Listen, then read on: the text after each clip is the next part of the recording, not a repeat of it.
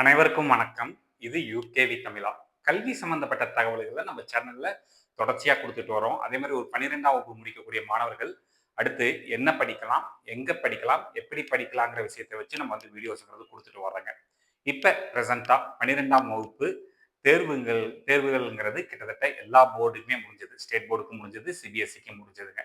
இப்ப எல்லாருமே அடுத்த கட்டமா என்ன தேடிக்கிட்டு இருக்காங்கன்னு பார்த்தீங்கன்னா, என்ன படிக்கலாம்? என்ன கோர்ஸ் படிக்கலாம்?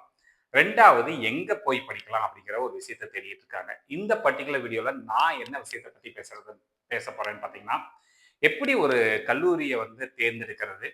அது சிறந்த கல்லூரின்னு எப்படி தேர்ந்தெடுக்கிறது? அந்த கல்லூரியில எப்படி சேர்றது? அப்படிங்கிற ஒரு விஷயத்த தான் நான் வந்து உங்களுக்கு இந்த பர்ட்டிகுலர் வீடியோல சொல்லப் போறேன். ஏன்னா நம்ம வாழ்க்கையில ஒரு முக்கியமான ஒரு முடிவா வந்து கல்லூரிகள தேர்ந்தெடுக்கிறதும், பாடப்பிரிவுகள தேர்ந்தெடுக்கிறதும் முக்கியமான முடிவா வந்து பார்க்கப்படுதுங்க.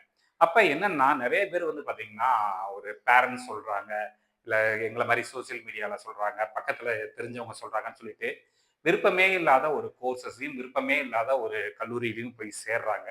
ஸோ அந்த மாரியான விஷயங்கள் வந்து விட்டுருங்க. இப்ப இந்த வீடியோ பார்த்துட்டு இருக்கக்கூடிய பேரண்ட்ஸா இருந்தாலும், ஸ்டூடண்ட்ஸா இருந்தாலும் சரி, முதல்ல இந்த படிக்க போற மாணவர், மாணவிகளோட ஆர்வம் என்ன அப்படிங்கிறது கேளுங்க. அவங்களுக்கு என்ன படிக்க விருப்பம்? எங்க படிக்க விருப்பம் அப்படிங்கிறது மாணவர்கள்கிட்டயும் மாணவிகள்கிட்டயும் பேசுங்க. ஏன்னா விருப்பமே இல்லாத ஒரு கோர்ஸை கொண்டு போய் சேர்த்து விடவும் வேண்டாம். ஸோ அவங்களுக்கு எங்க படிக்க விரும்புறாங்க, என்ன வசதிகள் எதிர்பார்க்குறாங்க, என்ன படிக்கணும்னு நினைக்கிறாங்க, இது எல்லா விஷயங்களையுமே யோசிச்சு அதை பேஸ் பண்ணி நம்மளுக்கு வந்து கோர்சஸையும் காலேஜஸையும் தேர்ந்தெடுங்க. ஸோ இப்போ காலேஜஸ் அப்படிங்கிறப்ப கோர்சஸ் வந்து என்னங்கிறது பேசுவோம். இப்ப முதல்ல காலேஜஸ பொறுத்தவரைக்கும் முக்கியமான ஒரு விஷயம் என்னன்னு பார்த்தீங்கன்னா, எந்த ஒரு கல்லூரியில் நீங்க சேர்த்துறீங்கன்னாலுமே, அங்க இருக்கக்கூடிய இன்ஃப்ராஸ்ட்ரக்சர் ஃபெசிலிட்டீஸ்ங்கிறது ரொம்ப ரொம்ப முக்கியமா பார்க்கப்படுதுங்க. அது தமிழ்ல கட்டமைப்புகள்னு சொல்லுவாங்க.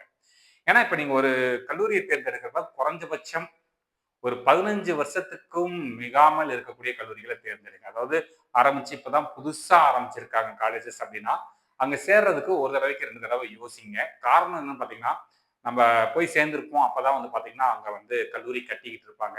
கிளாஸ் ரூம்ஸ் பில்டப் ஆயிட்டு இருக்கும். லேப் ஃபெசிலிட்டீஸ்ங்கிறது இல்லாம இருக்கும். நீங்க அப்ப மத்தவங்கள சார்ந்து இருக்கிற மாரி இருக்கும். ஸோ முடிஞ்ச அளவுக்கு எப்பயுமே ஒரு நல்ல வசதிகளோட இருக்கக்கூடிய கல்லூரிகள், ப்ராப்பரான இன்ஃப்ராஸ்ட்ரக்சர் ஃபெசிலிட்டீஸோட இருக்கக்கூடிய கல்லூரிகள போய் படிக்கிறப்ப நம்மளுக்கு என்ன ஆகும்னு பார்த்தீங்கன்னா, அங்க நம்மளுக்கு நெறைய வாய்ப்புகள் கிடைக்கும். அதாவது மாடர்ன் எக்யூப்மென்ட்ஸ் இருக்கும். லேபரேட்டரீஸ்ல வந்து பார்த்தீங்கன்னா, வசதிகள் இருக்கும். ஒரு ஸ்போர்ட்ஸ் பிளேயர்னா கிரவுண்ட் இருக்கும்.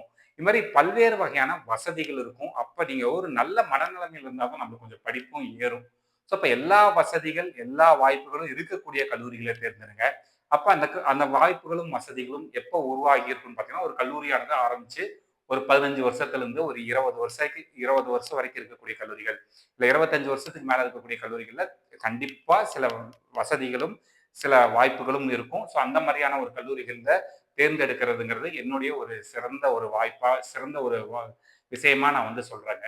ஸோ வெறும் படிப்புங்கிறது கிளாஸ் ரூம்ல உட்கார்ந்து படிக்கிறது மட்டும் படிப்பு கிடையாதுங்க. அத தாண்டி நெறைய ஆக்டிவிட்டீஸ் இருக்கும். நெறைய ஆக்டிவிட்டீஸ்க்கெல்லாம் வந்து நம்மளுக்கு வந்து எங்க போய் பண்ண முடியும் அப்படின்னு பார்த்தீங்கன்னா, நம்ம வந்து கல்லூரிகள்ல இருக்கக்கூடிய நூலகங்கள்லயும், ஸ்போர்ட்ஸ் கிரவுண்ட்லயும், கிளப் ஆக்டிவிட்டீஸ்லயும், ஈவன் நம்ம வந்து ஆ நம்ம கல்லூரிகளுக்கு ரீச் ஆகக்கூடிய இடங்கள்லயும் இருக்கிற மாரியான ஒரு விஷயத்த பார்க்கணுங்க. 2வது முக்கியமான விஷயம், ஒரு கல்லூரியை தேர்ந்தெடுக்கிறப்ப கவனிக்க வேண்டியது என்னன்னு பார்த்தீங்கன்னா, அங்க வேலை செய்யக்கூடிய பணிபுரியக்கூடிய பேராசிரியர்கள், அதாவது நமக்கு வந்து ஃபேக்கல்டி மெம்பர்ஸ்ன்னு சொல்லுவாங்க. அது மேபி டீச்சிங் ஸ்டாஃப்ஸா இருக்கலாம். சரிங்களா? புரொஃபசர்ஸா இருக்கலாம். அசிஸ்டன்ட் புரொஃபசர்ஸா இருக்கலாம். கண்டிப்பா எப்பயுமே ஒரு கல்லூரியில அனுபவம் வாய்ந்த பேராசிரியர்கள் இருக்கக்கூடிய கல்லூரிகள்ல சேருங்க. இப்ப நீங்க ஒரு கல்லூரியில சேர்க்கணும்னு விரும்புறீங்க. அப்ப நீங்க அந்த கல்லூரியில இருக்கக்கூடிய பேராசிரியர்கள்ட்ட பேசுங்க. குறைஞ்சபட்சம் ஒருத்தங்க அந்த கல்லூரியில ஒரு மினிமம் ஒரு 5 இயர்ஸாவோ, இல்ல மேக்ஸிமம் ஒரு 10 வருடங்களோ கடந்தவங்களா இருந்தாங்கன்னா, கண்டிப்பா அந்த கல்லூரியில் நம்பி சேர்க்கலாம். ஏன்னா, உங்களுக்கு வந்து இப்ப இருக்கக்கூடிய நெறைய கல்லூரிகள்ல வந்து பார்த்தீங்கன்னா, புதுசா தான் வந்து ஸ்டாஃப்ஸ் அப்பாயிண்ட் பண்றாங்க. அனுபவம் வாய்ந்த பேராசிரியர்கள் இருக்கிறது இல்ல. எதுக்கு அனுபவம் வாய்ந்த பேராசிரியர்கள் தேவை அப்படின்னு பார்த்தீங்கன்னா, உங்க குழந்தைகள சரியான முறையில கைட் பண்றதுக்கு கண்டிப்பா தேவைங்க. ஏன்னா, ஒரு பாடத்த புதுசா எடுக்கிறதுக்கும், ஒருத்தர் திருப்பி திருப்பி எடுக்கிறதுக்கும் வித்தியாசம் இருக்குங்க. ஒருத்தர் வந்து ஒரு ஸ்டாஃப் மெம்பர், அதாவது ஒரு பேராசிரியர்ங்கிறவரு, ஒரு பாடத்த ஒரு 10 தடவ எடுத்தா தான், அந்த பாடமே முதல்ல அவருக்கு புரியும். அவரு வந்து பசங்களுக்கு எப்படி புரியிற மாரி சொல்லி தர முடியும் அப்படிங்கிறத வந்து ஆ உள்வாங்கிக்கிறதுக்கே ஒரு குறைஞ்சபட்சம் ஒரு 5 வருஷத்துலேருந்து 10 வருஷங்கள் ஆகுங்க. ஸோ அப்ப அனுபவம் வாய்ந்த பேராசிரியர்கள் இருக்கிறப்ப, உங்களுக்கு படிப்புகளுக்கும் கைட் பண்றதுக்கும் யூஸ்ஃபுல்லா இருக்கும். 2வது மாணவ, மாணவிகளோட தனிப்பட்ட வாழ்க்கைக்கும் கைட் பண்றதுக்கும் நமக்கு வந்து கண்டிப்பா வந்து அனுபவம் வாய்ந்த பேராசிரியர்கள் அப்படிங்கிறது கண்டிப்பா தேவைப்படுறாங்க. அடுத்து முக்கியமான ஒரு விஷயம் கல்லூரிகளோட தரவரிசை ரேங்கிங்ஸ்ன்னு சொல்லுவாங்க. ஸோ கண்டிப்பா கல்லூரிகள் சிறந்த தரவரிசை இருக்கக்கூடிய ஒரு கல்லூரிகளை தேர்ந்தெடுங்க. ஸோ இங்க இந்தியாவை பொறுத்தவரைக்கு என்ன பண்ணியிருக்காங்க அப்படின்னு பார்த்தீங்கன்னா, நம்மளுக்கு முக்கியமா வந்து கன்சிடர் பண்றது என்ன பார்த்தீங்கன்னா, NIRF அப்படிங்கிற ஒரு அமைப்பு தான் வந்து ரேங்கிங் வந்து கன்சிடர் பண்றாங்க. இவங்க யாருன்னு பார்த்தீங்கன்னா, மத்திய அரசோட கல்வி அமைச்சகம் சார்பா இருக்கக்கூடிய ஒரு அமைப்பு. ஸோ இந்த அமைப்பு என்ன பண்றாங்கன்னு பார்த்தீங்கன்னா, இந்தியாவுல இருக்கக்கூடிய எல்லா கல்லூரிகளையுமே இவங்க வந்து என்ன பண்றாங்கன்னா, தரவரிசைப்படுத்துறாங்க. அது மருத்துவமா இருந்தாலும் சரி, பொறியியலா இருந்தாலும் சரி, சட்டமா இருந்தாலும் சரி, ஆர்ட்ஸ் அண்ட் சயின்ஸா இருந்தாலும் சரி, யூனிவர்சிட்டியா இருந்தாலும் சரி, ரிசர்ச்சா இருந்தாலும் சரி. ஸோ இந்த மாரி இவங்க வந்து தரவரிசைப்படுத்தி இருக்கிறாங்க. இது இந்தியாவோட தலை சிறந்த 100 கல்லூரிகள். 200 101லிருந்து 200, 201லிருந்து 300 இது மாரி வெரைட்டீஸ் ஆஃப் கல்லூரிகள வந்து இவங்க வந்து நம்மளுக்கு என்ன பண்றாங்கன்னு பார்த்தீங்கன்னா, தரவரிசைப்படுத்துறாங்க. இது போக முக்கியமா இது வந்து இந்திய அளவுல. இதே வந்து உலக அளவுல இருக்கக்கூடிய கல்லூரிகள்ல போய் சேரணும் அப்படின்னா, நம்ம வந்து QS வேர்ல்ட் யூனிவர்சிட்டி ரேங்கிங்ஸ் அப்படிங்கிற மாரியான சில தரவரிசை அமைப்புகள் இருக்குது. இதையெல்லாம் நீங்க வந்து பயன்படுத்திக்கிட்டீங்கன்னா, உங்களுக்கு உபயோகமா இருக்குங்க. அடுத்து ஒரு முக்கியமான விஷயம், கல்லூரிய தேர்ந்தெடுக்கிறப்ப லொக்கேஷன். அதாவது அந்த கல்லூரி வந்து எங்க இருக்கு அப்படிங்கிற ஒரு முக்கியமான விஷயத்தை நீங்க பார்க்கணும். ஒரு கல்லூரிங்கிறது முடிஞ்ச அளவுக்கு மாணவர்களும், பெற்றோர்களும் ரீச் ஆகக்கூடிய இடங்கள்ல வந்து இருக்கணுங்க. ஏன்னா சில கல்லூரிகள் வந்து நெறைய இடங்கள்ல பார்த்துருக்கோம். அந்த கல்லூரியோட பேருந்த விட்டுட்டோம் அப்படின்னா, அந்த கல்லூரிக்கு போய் சேரவே முடியாது. ஒண்ணு நீங்க தனிப்பட்ட முறையில வாகனங்கள் வச்சிருக்கணும். வாகனங்கள் இல்ல அப்படின்னா, நீங்க அந்த கல்லூரிக்கு போய் சேரவே முடியாது. இல்ல போற வழி வந்து அவ்வளோ சேஃபா இல்லாத நெறைய கல்லூரிகள நாங்க நேரடியாவே பார்த்துட்டு வந்திருக்கோம். ஸோ எப்பயுமே ஒரு காலேஜ் பஸ்ஸ விட்டுட்டீங்கனாலும், ஒரு கவர்ன்மெண்ட் பஸ்ல போய் இறங்குற அளவுக்கு இருக்கக்கூடிய ஒரு கல்லூரிய வந்து நீங்க வந்து தேர்ந்தெடுக்கணுங்க. ஏன்னா லொக்கேஷன்ங்கிறது அவ்வளோ ஒரு முக்கியமானதா பார்க்கப்படுதுங்க. அடுத்து வந்து பார்த்தீங்கன்னா, அக்ரெடிஷன் அப்படின்னு சொல்லுவாங்க. தர நிர்ணய சான்று. இப்ப ஒரு கல்லூரிய பொறுத்தவரைக்கும் நம்ம வந்து முக்கியமா வந்து அந்த கல்லூரி சிறந்த கல்லூரின்னு எத வச்சு நம்ம டிசைட் பண்ணலாம்னா, ஒரு 2 விஷயம் போதுங்க. ஒண்ணு வந்து பார்த்தீங்கன்னா, இந்தியாவுல இருக்கக்கூடிய பெரும்பான்மையான கல்லூரிகள வந்து தர நிர்ணயம் பண்ணக்கூடிய ஒரு அமைப்பா இருக்கிறது பார்த்தீங்கன்னா, NAC அப்படின்னு சொல்லிட்டு ஒரு அமைப்பு இருக்குங்க. இந்த NACல வந்து வெரைட்டீஸ் ஆஃப் கிரேட் இருக்கும். A++, A+, A, B அப்படின்லாம் இருக்கும். ஓரளவுக்கு NAC கிரேட் வாங்கியிருந்தாலே ஒரு கல்லூரியில வந்து ஆ சில விஷயங்கள வந்து ப்ராப்பரா செஞ்சுட்டு இருக்காங்கன்னு ஒரு அர்த்தம். அதே சமயத்தில நீங்க வந்து இன்ஜினியரிங் படிக்க போறீங்க அப்படின்னா, நம்மளுக்கு வந்து NBA அக்ரெடிஷன் சொல்லுவாங்க. NBA அக்ரெடிஷன் இருக்குன்னா, ஓரளவுக்கு ஒரு 3 வருஷம் டேட்டாங்கிறது ஓரளவுக்கு சரியான முறையில இருக்கும் அப்படிங்கிற மாரியான ஒரு நம்பிக்கையை வந்து உருவாக்குறது தான் இந்த தர நிர்ணய சான்றுன்னு சொல்லுவாங்க. அடுத்து முக்கியமா பிளேஸ்மெண்ட்ஸ். ஸோ பிளேஸ்மெண்ட்ஸ் நம்ம வந்து படிக்கிறது வந்து நாலேட்ஜ் எந்த அளவுக்கு டெவலப் பண்றோமோ, அந்த நாலேட்ஜை யூஸ் பண்ணி வேலை வாங்குறவும் செய்யணும். ஸோ அப்ப அந்த வேலை வாங்குறதுக்கு நம்மளுக்கு வந்து அந்த கல்லூரிகள் வந்து ப்ராப்பரான பிளேஸ்மெண்ட் செல் இருக்குதா அப்படிங்கிறத விசாரிங்க. இதுக்கு முன்னாடி அந்த கல்லூரியில மாணவர்களும், மாணவிகளும் எப்படி பிளேஸ் ஆயிருக்காங்க? என்ன சம்பளத்துல பிளேஸ் ஆயிருக்காங்க? எத்தன பேர் பிளேஸ் ஆயிருக்காங்க? அந்த பிளேஸ்மென்ட்க்கான ட்ரெய்னிங் எல்லாமே கல்லூரிகள்ல வந்து குடுக்குறாங்களா? அப்படிங்கிறத விசாரிச்சு சேரலாம். இல்ல சார் நான் மத்த அதாவது ஹையர் எஜுகேஷன் போறேன், கவர்ன்மென்ட் ஜாப் போறேன் அப்படிங்கிறவங்களுக்கு பிரச்சனை இல்ல. நான் படிச்சு நான் தான் படிச்சு வேலைக்கு போகணும் அப்படிங்கிற சூழ்நிலையில இருக்கக்கூடிய மாணவர்கள் பிளேஸ்மெண்ட்ஸ முக்கியமா பார்த்துக்கோங்க. அதே மாரி அந்த கல்லூரிகள் வந்து சில ஃபண்டட் ப்ராஜெக்ட்ஸ்லாம் செஞ்சுட்டு இருப்பாங்க. ஃபண்டட் ப்ராஜெக்ட்ஸ்னா, மத்திய அரசுலருந்தும், மாநில அரசுலருந்தும் வந்து பார்த்தீங்கன்னா, சில நிதிகள் ஒதுக்குவாங்க. அது மூலமா சில ரிசர்ச் ஆக்டிவிட்டீஸ் போகும்.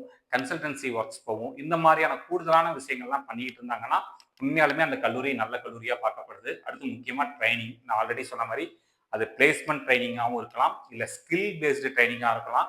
இல்ல ஹையர் எஜுகேஷன் பேஸ்டு ட்ரெய்னிங்காவும் இருக்கலாம். ஏதாவது உங்க படிப்ப தாண்டி நெறைய விஷயங்கள் இருக்குது. அந்த படிப்பு வெறும் பாடம் மட்டும் இல்லாம, அத தாண்டி நீங்க கத்துக்க வேண்டிய நெறைய விஷயங்கள் இருக்குது. அப்படியான ட்ரெய்னிங்லாம் குடுக்குறாங்களான்னு பாருங்க. அடுத்து extra curricular activities. Extra curricular ஆக்டிவிட்டீஸ்னா, இப்ப நம்ம நெறைய பேர் நெனச்சுட்டு இருக்கோம். ஒரு கல்லூரிக்கு போறதுங்கிறது படிச்சு வேலை வாங்குறதுக்கு மட்டுமே நெனச்சுட்டு இருக்கோம். அப்படி கிடையாது. நம்ம ஒரு கல்லூரியில போய் எதுக்கு சேர்றோம் அப்படின்னு பார்த்தீங்கன்னா, நம்ம படிக்கணும். 2வது நம்ம கூட இருக்கவங்க கூட வந்து நல்ல முறையில பழகணும். இங்க இருக்கக்கூடிய எல்லா சமூக மக்கள்கிட்டயும் வந்து ஈக்குவலா பழகணும். அப்போ வந்து மா ஒரு பொதுமக்கள் கிட்ட எப்படி பேசணும், எப்படி பழகணுங்கிற மாரியான வாழ்க்கை முறையும் தெரிஞ்சுக்கிறதுக்கு தான் நம்ம வந்து கல்லூரிகள்ல சேர்றோம். அப்ப வெறும் புத்தகங்கள் மூலமா மட்டும் தெரிஞ்சுக்க முடியாது. அதுக்குன்னு சில சமுதாயம் சார்ந்த செயல்கள் இருக்குது. சில சமுதாயம் சார்ந்த ஆ அ அமைப்புகள் இருக்குது. அப்படி ஒரு முக்கியமான விஷயமா பார்க்கப்படுறது பார்த்தீங்கன்னா, என்சிசின்னு சொல்லுவாங்க, என்எஸ்எஸ் இருக்குது, ஒய்ஆர்சி நெறைய விஷயங்கள் இப்ப வந்து ஆட் ஆயிட்டே போகுதுங்க. ஸோ இந்த மாரியான அமைப்புகள்லாம் இருக்கக்கூடிய ஒரு கல்லூரிய சேர்ந்தா இன்னும் பெட்டரா இருக்கும். இது உங்களுடைய தனி மனித வாழ்க்கை தரத்தையும் உயர்த்தும். 2வது வந்து பார்த்தீங்கன்னா, ஒரு பொதுவான இடங்கள்ல போய் எப்படி பழகுறது? புதிதா வரக்கூடிய மனிதர்களுக்கு எப்படி பிஹேவ் பண்ணணும்? ஒரு பொது இடத்துல எப்படி பிஹேவ் பண்ணணும்? அப்படிங்கிற விஷயங்களை எல்லாம் இந்த என்சிசி, என்எஸ்எஸ் மாரியான அமைப்புகள் வந்து சொல்லி தர்றதுக்கான வாய்ப்புகள் இருக்கக்கூடிய கல்லூரிகள்ல சேருங்க. அடுத்து முக்கியமா ஸ்போர்ட்ஸ். ஏன்னா ஒரு கல்லூரியில எந்த அளவுக்கு படிப்பு முக்கியமோ, அதே அளவுக்கு விளையாட்டும் முக்கியத்துவமா படுது. இது வந்து விளையாட்டுங்கிறது வந்து பார்த்தீங்கன்னா, நமக்கு ஒரு டிசிப்ளினுக்கும் ஒரு முக்கியமான விஷயமா பார்க்கப்படுது. அதே சமயத்தில இன்னைக்கு வேலை வாய்ப்புகளுக்கும் நம்மளுக்கு வந்து பார்த்தீங்கன்னா, ஒரு முக்கியமான கிரைட்டீரியா வந்து ஸ்போர்ட்ஸ் பெர்சனுக்கு நெறைய விஷயங்கள் கிடைக்குதுன்னு வச்சுக்கோங்களேன். ஸோ இது மாரி பல்வேறு வகையான விஷயங்கள் இருக்குங்க. நம்ம வந்து ஒரு கல்லூரிய தேர்ந்தெடுக்கிறதுக்கு. இப்ப நான் சொல்லியிருக்கக்கூடிய ஃபேக்டர்ஸ்ங்கிறது கொஞ்சம் ஃபேக்டர்ஸ் தான். இது வந்து நான் பொதுவா எல்லா விதமான படிப்புகளுக்கும் சேர்த்து சொல்லியிருக்கேன். இல்ல பர்ட்டிகுலரா நான் வந்து இன்ஜினியரிங்க்கு சொன்னேன், மெடிக்கலுக்கு சொன்னேன், ஆர்ட்ஸ் அண்ட் சயன்ஸ்க்கு சொன்னேன்னு சொல்லாம, பொதுவா சொல்லியிருக்கேங்க. இது போக ஒவ்வொரு டொமைனுக்கும் தனிப்பட்ட முறையில சில குவாலிட்டீஸ்லாம் இருக்குதுங்க. சில ரெக்யர்மென்ட்ஸ்லாம் இருக்குது.